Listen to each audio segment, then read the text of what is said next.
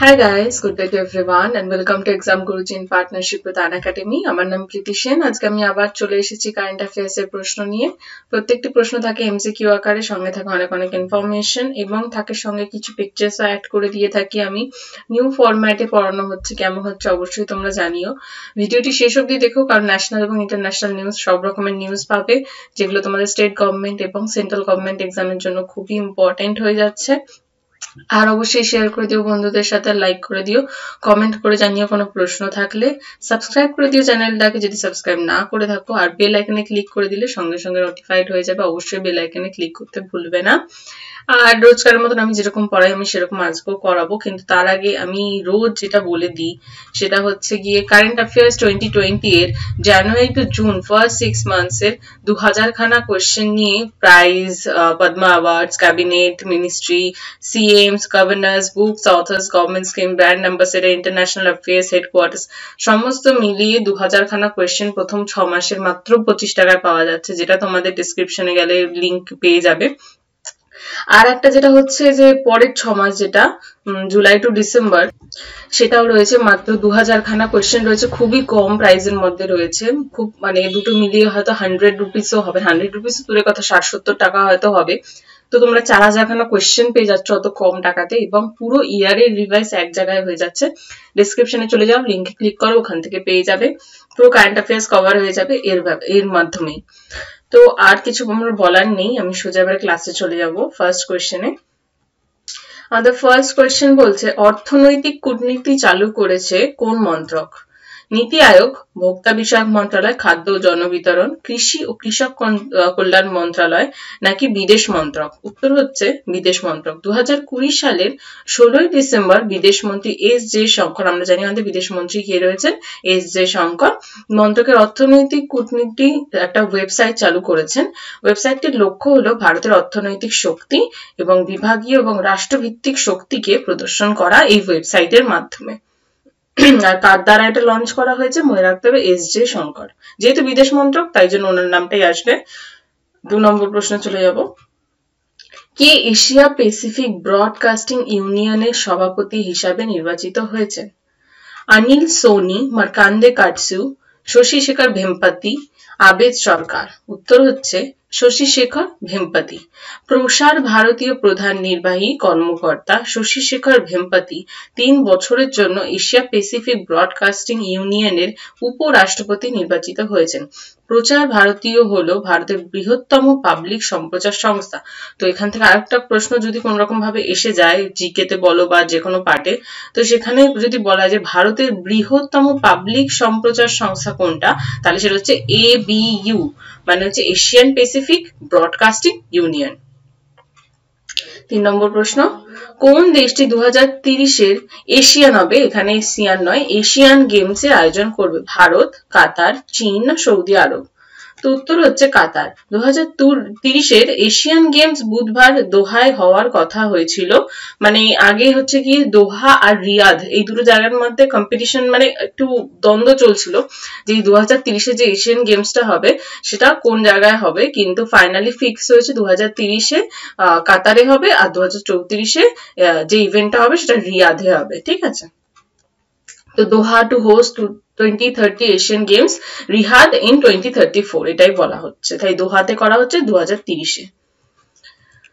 World Anti Doping Agency মানে WADA, যেটাকে আমরা ওয়াডাও বলে থাকি, ওয়াডা বলি তো, ওয়াডার ফুল ফর্ম হচ্ছে ওয়ার্ল্ড অ্যান্টি ডোপিং এজেন্সি। এটার প্রধান কার্যালয় কোথায়? ফ্রান্স, কানাডা, ইতালি নাকি স্পেন? উত্তর হচ্ছে কানাডা। আর কেন এসছে আমরা দেখিনি। ভারত বৈজ্ঞানিক গবেষণার জন্য এই যে ওয়াডাকে $1 মিলিয়ন প্রতিশ্রুতি দিয়েছে। ভারত বিশ্ব অ্যান্টি ডোপিং এজেন্সিটির বৈজ্ঞানিক গবেষণা বাজেটের জন্য $1 মিলিয়ন প্রতিশ্রুতি দেওয়া হয়েছে। অন্যান্য বিশ্বের সরকার কর্তৃক প্রদত্ত সর্বোচ্চ অবদান।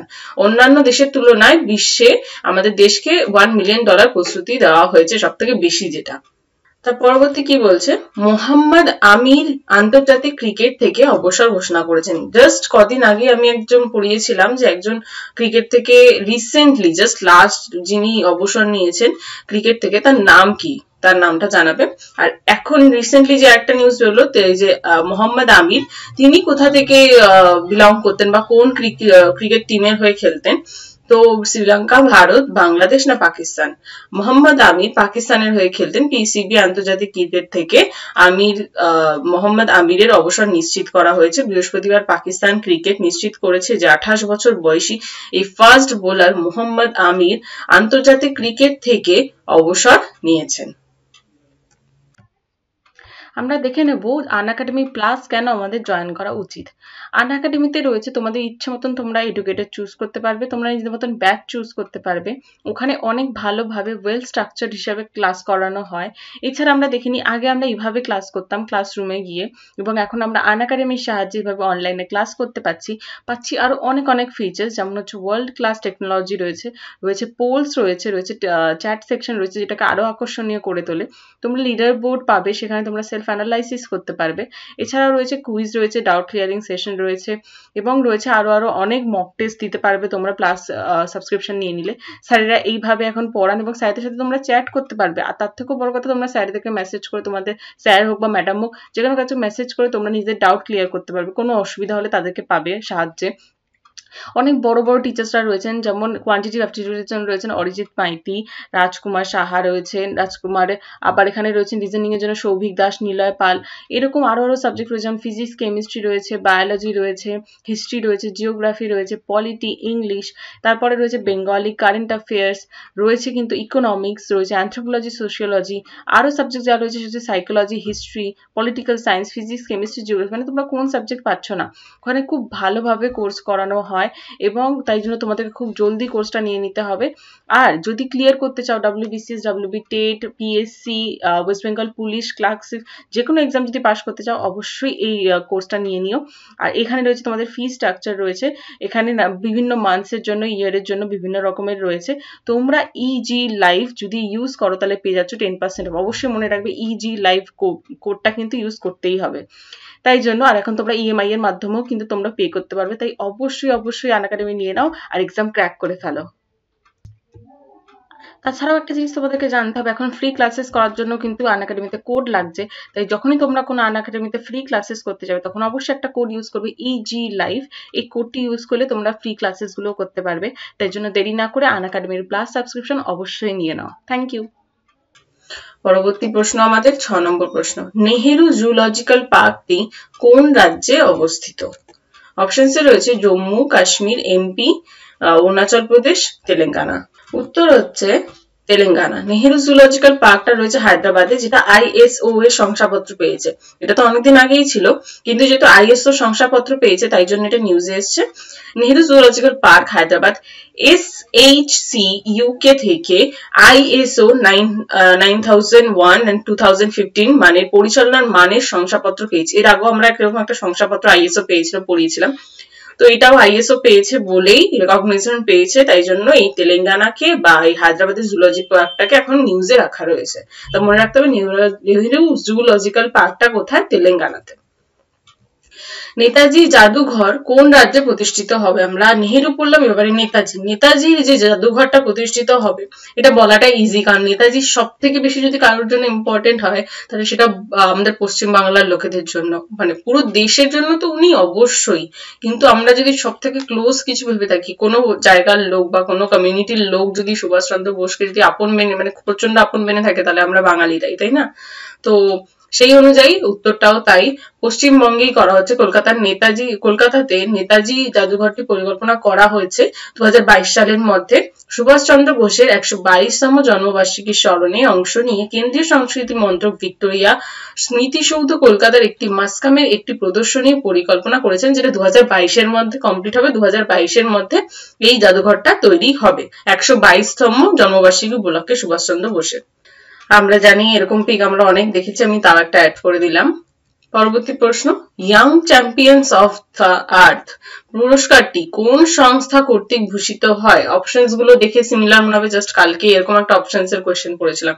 ADB, UNDP, UNEP নাকি IMF? কালকে আমি জিজ্ঞেস করেছিলাম UNEP এর ফুল ফর্ম কি, তো আজকে অ্যান্সারটাই হচ্ছে UNEP, যেটা আমরা UNDP কালকে পড়েছিলাম ডেভেলপমেন্ট প্রোগ্রাম, আর EP হচ্ছে কি এনভায়রনমেন্ট প্রোগ্রাম। তো ইউনাইটেড নেশনস এনভায়রনমেন্ট প্রোগ্রাম সম্প্রতি 7টি ডাইনামিক পরিবেশবিদদের পৃথিবীর ইয়াং চ্যাম্পিয়ন হিসেবে নাম দিয়েছে young champions of the earth পুরস্কারে প্রতি বছর 30 বছরের কম বয়সী 7টি উদ্যোক্তাকে এই পুরস্কারটা দেওয়া হয়। কাদের দেওয়া হয়, কত বছরের মধ্যে দেওয়া হয়, সব এক জায়গায় আমি বলে দিলাম। তো young champions of the earth, India's burning desire for energy, young champions the next generation of environmental leaders. ঠিক আছে, পরবর্তী প্রশ্ন, স্পেসএক্স ক্রু 3 মিশনের জন্য নাসা কর্তৃক নির্বাচিত 3 নভোচারীর মধ্যে ভারতীয় আমেরিকান রাজাচারী নামকরণ করা হয়েছে। ঠিক আছে, তার এখানে বলা হচ্ছে যে এই যে স্পেসএক্স ক্রু এর জন্য মানে নাসা থেকে যে 3 জনকে নভোচারী নেওয়া হয়েছে তার মধ্যে একজন কে রয়েছেন, ইন্ডিয়ান আমেরিকান রয়েছেন। তো তার জন্য এটা ইম্পর্টেন্ট। তো সেইটার নাম কি, সেই নভোচারী মানে কি বলে ওটাকে, নভোচারীর যে নামটা পাঠানো হচ্ছে, এটা পাঠানো হচ্ছে স্পেসএক্স ক্রু 3, ওটা হচ্ছে কি আর্টেমিস। উত্তর হচ্ছে রশিদ, আশা, আর্টেমিস না গঙ্গায়ন, উত্তর হচ্ছে আর্টেমিস। ভারতীয় আমেরিকান মার্কিন বিমান বাহিনী কর্নেল রাজাচারী আন্তর্জাতিক স্পেস স্টেশন নাসা থেকে এবং ইউরোপীয় মহাকাশ সংস্থা দ্বারা স্পেসএক্স ক্রু 3 মিশনের কমান্ডার হিসেবে নির্বাচিত হয়েছেন। আমি এখানে ছবি অ্যাড করে দিয়েছি, এখানে এই যে 3 জন রয়েছেন তোমরা দেখেই বুঝতে পেরে যাচ্ছে এর মধ্যে আমেরিকান ইন্ডিয়ান কে রয়েছে, কারণ আমরা দেখেই বলে দিতে পারি। তো এর মধ্যে ইনি হচ্ছেন কি আমাদের আমেরিকান ইন্ডিয়ান। তো ইনি নাসা থেকে সিলেক্টেড হয়েছেন, তাই জন্য নিউজে আছে, মনে রাখতে হবে। তার পরবর্তী প্রশ্ন 10 নম্বর প্রশ্ন হচ্ছে, চিলাহাটি যেটা বাংলাদেশে অবস্থিত ভারতের কোন রাজ্যকে সংযুক্ত করে? বাংলাদেশের সঙ্গে চিলাহাটিকে কোন রাজ্য যুক্ত করবে? স্বাভাবিকভাবেই সব থেকে কাছে পশ্চিমবঙ্গই পড়ে, যদিও পশ্চিমবঙ্গ, সিকিম, মেঘালয়, আসাম। যদিও আমরা একটা জিনিস করেছি, মণিপুরের সঙ্গেও কিন্তু একটা ব্রিজ স্থাপন করা হচ্ছিল, কিন্তু এবারে যেটা চিলাহাটির সাথে যুক্ত করছে সেটা কিন্তু পশ্চিমবঙ্গের সাথে করছে। বাংলাদেশে প্রতিবেশী প্রথম নীতিটির প্রধান স্তম্ভ মানে বাংলাদেশ হচ্ছে আমাদের মানে প্রতিবেশী হিসাবে প্রধান স্তম্ভ, এটা আমাদের মোদিজি বলেছেন, জাস্ট আমি ওই কোডটা তুলে দিয়েছি। তো বলছে 2024 শীর্ষ সম্মেলন শেষ জারি করা একটি যৌথ বিবৃতি বলা হয়েছে যে 2021 সালের জানুয়ারিতে শ্যাম বেনেগালের নির্দেশনায় বঙ্গবন্ধুর উপর একটি বায়োপিক তৈরি করা হবে। বলা হচ্ছে যে 2021 সালের জানুয়ারিতে শ্যাম বেনেগাল হচ্ছে একজন ডিরেক্টর, তার নির্দেশনাতে এই বঙ্গবন্ধুর উপর একটা বায়োপিক চিত্র তৈরি করা হবে, যেটা আবার মানে আরেকটা যেটা কোশ্চেন সেটা আমাদের রয়েছে চিলাহাটির সঙ্গে পশ্চিমবঙ্গ যুক্ত হচ্ছে, দুটো মিলিয়েই একটা কোশ্চেন এসে গেল। 11 নম্বর প্রশ্ন এবং শেষ প্রশ্ন, সান আইসিড্রো মুভমেন্ট কোন দেশের সাথে সম্পর্কিত? ইতালি, আমেরিকা, ফ্রান্স নাকি কিউবা? উত্তর হচ্ছে কিউবা। সান ইসিড্রো মুভমেন্ট শিল্পীদের ও কর্মীদের দ্বারা বৃহত্তর মত প্রকাশের স্বাধীনতার দাবিতে একটি আন্দোলনকারীদের আন্দোলন। কয়েক দশক ধরে এক নায়কতান্ত্রিক সাম্যবাদী শাসনের অধীনে থাকা কিউবাতে গতি বাড়িয়ে চলেছে। বলছে কি সান ইসিড্রো একটি কৃষ্ণ সংখ্যাগরিষ্ঠ এলাকা যা হাভানার দরিদ্রতম তবে সাংস্কৃতিকভাবে সর্বাধিক সক্রিয় ওয়ার্ডগুলির মধ্যে একটি। লোকালটি ওল্ড হাভানা ইউনেস্কোর ওয়ার্ল্ড হেরিটেজ সাইটের একটা অংশ। এই যে এইভাবে একটা আন্দোলন তৈরি হয়েছে যেটা ইন্টারন্যাশনালি খবরটা ছড়িয়ে পড়েছে, তাই তোমাদের জন্য অ্যাড করে দিলাম। তাই মনে রাখবে সান ইসিড্রো যেটা চলছে বা জায়গাটা সেটা হচ্ছে গিয়ে কিউবাতে। আজ মতো ক্লাস এখানেই শেষ। থ্যাংক ইউ সো মাচ ভিডিওটা দেখার জন্য। ভালো লাগলে অবশ্যই লাইক করে দেবে এবং শেয়ার এবং সাবস্ক্রাইব করে দেবে, এবং মনে রাখতে হবে পিডিএফ ডাউনলোড করতে হবে www.bayofbooks.com থেকে, যেটা লিংক দেওয়া রয়েছে ডেসক্রিপশনে। টেলিগ্রাম চ্যানেলের নাম এক্সাম গুরুজি বেঙ্গলি, অবশ্যই জয়েন হয়ে যায় ওখানে। ডাউনলোড আমাদের অ্যাপটা যেটা রয়েছে ডাউনলোড করে নিও, West Bengal exam preparation app. আর লাইক শেয়ার সাবস্ক্রাইব করতে আর একবার মনে করিয়ে দিলাম। ভালো থেকো, সুস্থ থেকো, বাই।